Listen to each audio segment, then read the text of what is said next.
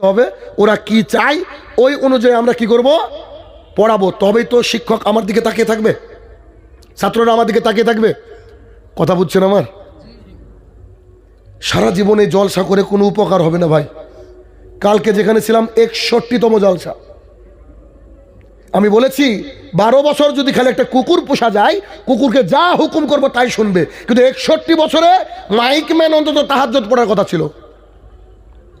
কথা বুঝছেন না আমার? এটা 4র্থ বছর আপনাদের। এই টাকাগুলোকে অপচয় করিয়েন না, যদি না জলসা থেকে কোনো উপকার না হয়।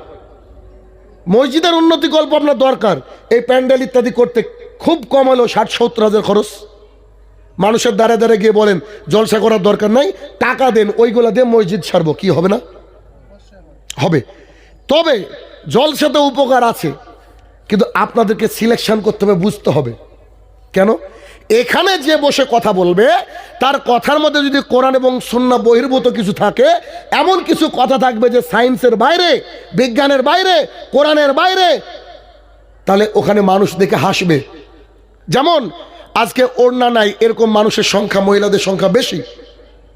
আজ থেকে 50 বছর আগে 11 হাত শাড়ি ছিল, ওই শাড়িতে আপনার দাদি এলাকায় গিয়ে বেরিয়েছে, তার বুরখাও ছিল না, কিন্তু তার মুখ কেউ দেখতে পায়নি। ওই 11 হাত শাড়ি আপনার বউ পরে, আপনার বউর বুক পেট দেখেন এমন লোকই নাই পাড়ায়।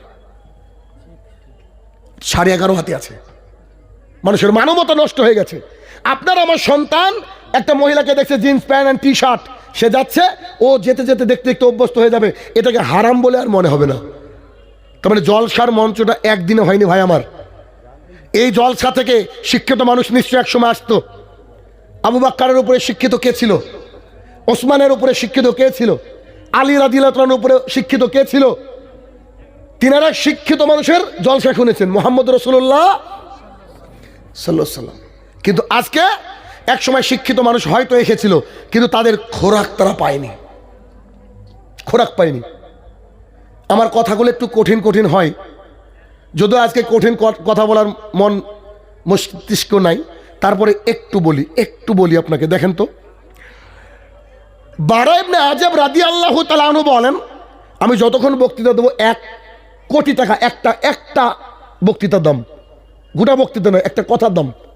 যদি মনে করেন আপনার জীবন পরিবর্তন হবে, আপনি দেখেন, কোরআনের হাদিসের বাইরে কথা বলবো না, একটু দেখেন আপনি।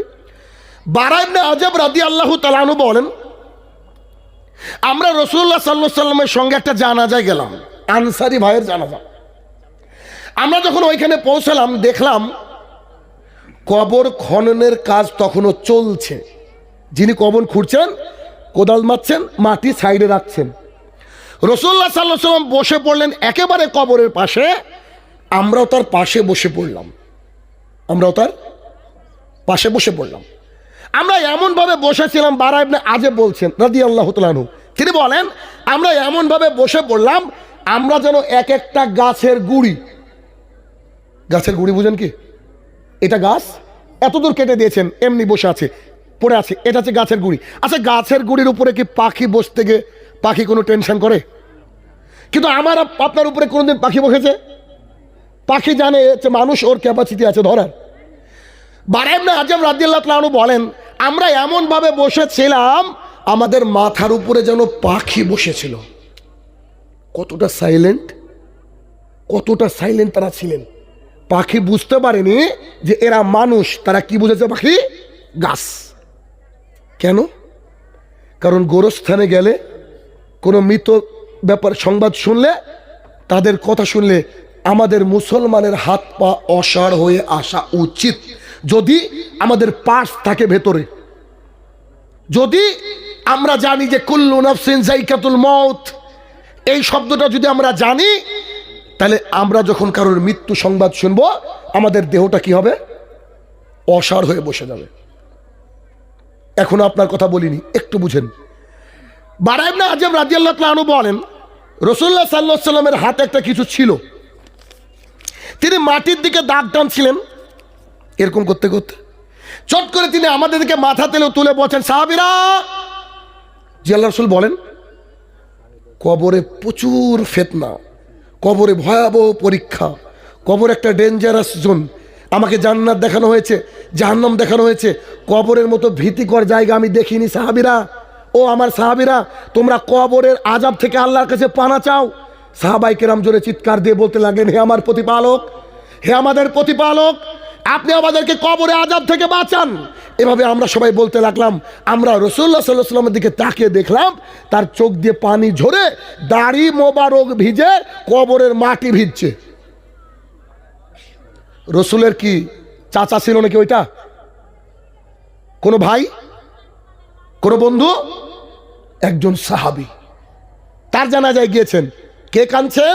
মুহাম্মদুর রাসূলুল্লাহ সাল্লাল্লাহু আলাইহি সাল্লাম। আর আপনি আমি যখন কারো জানাজায় যাই, কিছু লোক কবরস্থ করছে আর কিছু লোক ৩-৪ জন দাঁড়িয়ে, ওদিকে ৩-৪ জন, এদিকে ৩-৪ জন, এভাবে দাঁড়িয়ে একে অপরে আমরা গল্প করি। এই কলাইয়ের জমিটা কার গো? এবার আমের মোল ভালো হয়নি গো, বলেন এরকম। রসুল এবং তার সাহাবীরা কান্নায় লুটিয়ে পড়েছেন। কবরের কথা শুনলে যার অন্তরটা এখনো বিগলিত হয় না, যার ভেতরে মোচড় দিয়ে উঠে না, কবর দেখলে যার খারাপ লাগে না, বুঝে নিতে হবে ওই ইবলিস। ইবলিস নতুন কেউ না। আল্লাহ রাসূল সাল্লাল্লাহু আলাইহি ওয়াসাল্লাম এই হাদিসটার প্রমাণ। সাহাবায়ে কেরাম বলছে, আমরা একেবারে মূর্তির মতো বসে গেলাম। পাখি মনে করলো এরা মানুষই না, আমাদের মাথার উপরে পাখি বসেছিল, এতটাই সাইলেন্ট ছিলাম। আল্লাহ রাসূলের দিকে তাকিয়ে দেখলাম তার চোখ দিয়ে ঝরঝর ঝরঝর করে পানি পড়ে, দাড়ি ভিজে, মাটি ভিজছে। এবার আপনি আমাকে বোঝান, শাহিনুর রহমান এমনি খারাপ, আবার একটু হয় না? সবাই জানে যে শাহিনুর রহমান খারাপ, তাও মানুষ ডাকে, কিছু করার নাই। এবার আমি বলি, মৃত্যুর কথা স্মরণ হলে কি হয় বলেন? অন্তর বিগলিত হয়, চোখ থেকে পানি না আসলেও কষ্ট হয় না? আর একটা হাদিস দিলে আপনাদের কষ্ট হবে। আসমা বিনতে আবি বকর রাদিয়াল্লাহু তাআলা আনহা বলেন, আবু বকর রাদিয়াল্লাহু তাআলা আনহুর 2 মেয়ে, আসমা রাদিয়াল্লাহু তাআলা আনহা, আর একটা কে বলেন তো? আয়েশা, আম্মা জান আয়েশা রাদিয়াল্লাহু তাআলা আনহা। আসমা বিনতে আবি বকর রাদিয়াল্লাহু তাআলা আনহা বলেন, আমরা একবার রাসূলুল্লাহ সাল্লাল্লাহু আলাইহি ওয়াসাল্লামের খুতবা শুনছিলাম। খুতবা শুনছিলাম, সামনে ছিল পুরুষ, পেছনে ছিলাম আমরা। সামনে ছিল পুরুষ, পেছনে ছিলাম আমরা। এই সময় আল্লাহ রাসূল আলোচনা করছিলেন কবর নিয়ে। কি নিয়ে? কবর নিয়ে। আর যখন কবরে আলোচনা হচ্ছিল, সামনের মুসলমান ভাইরা এত বেশি কান্নাকাটি শুরু করলো, তারপরে আল্লাহ রাসূল কি বললেন আমরা শুনতে পাইনি। আমরা তখন একে অপরকে জিজ্ঞাসা করছিলাম, আচ্ছা এরপর আল্লাহ রাসূল কি বলেছে, এরপর আল্লাহ রাসূল কি বলেছে, একে অপরের কাছে জিজ্ঞাসা করছিলাম। তার মানে কবরের কথা শুনলে মানুষের চোখ দিয়ে পানি বেরোবে, অন্তত ভেতরটা কষ্টে ফেটে যাবে। দুটো হাদিস থেকে কি আমি বোঝাতে সক্ষম হয়েছি? একটু আওয়াজ দেন। সক্ষম হয়েছি? বক্তা কি করে কবর নিয়ে গজল তৈরি করে আমাকে বুঝান তো। যদি বুঝাতে পারেন আজকের পর থেকে বক্তৃতা শেষ। আগামীকাল একবারে ওই এপ্রিলের 20 তারিখ পর্যন্ত বুকিং, একদিন ফাঁকা নাই, আর প্রোগ্রাম করবো না। আল্লাহি, আল্লাহর কসম করে বলছি, প্রোগ্রাম শেষ আজকের, এটাই বাদ, এটা করে শেষ করে দেবো। আপনি আমাকে বুঝান যে যেখানে কবরের কথা শুনলে আপনার ভেতরটা কানবে। আরেকটা দলিল দিই, আরেকটা দেখেন, চাইলে সারা রাত দলিল দেবো। উসমান রাদিয়াল্লাহু তাআলা আনহুর চাকর ছিল, নাম হচ্ছে হানি। কি নাম? হানি। হানি উসমান রাদিয়াল্লাহু তাআলা আনহুকে বলছে, উসমান, জি বলো, আপনাকে জাহান্নামের কথা বলতে দেখেছি, জান্নাতের কথা বলতে দেখেছি, কিন্তু কবরের সামনে দাঁড়ালে বাচ্চা ছেলের মতন এত কাঁদেন কেন গো? আপনার ব্যাপারটা বুঝতে পারেনি, আপনি কি একটু বুঝাবেন কি? কবর দেখলে আপনি এত কাঁদেন কেন? তো উসমান রাদিয়াল্লাহু তাআলা আনহু বলছেন, আমি মুহাম্মদ সাল্লাল্লাহু আলাইহি ওয়াসাল্লামের কাছ থেকে বলতে শুনেছি, আল কবরি আওয়ালু মানজিল মিন মানজিল মিনাজিল আল আখিরা, কবর হচ্ছে আখিরাতের মঞ্জিলের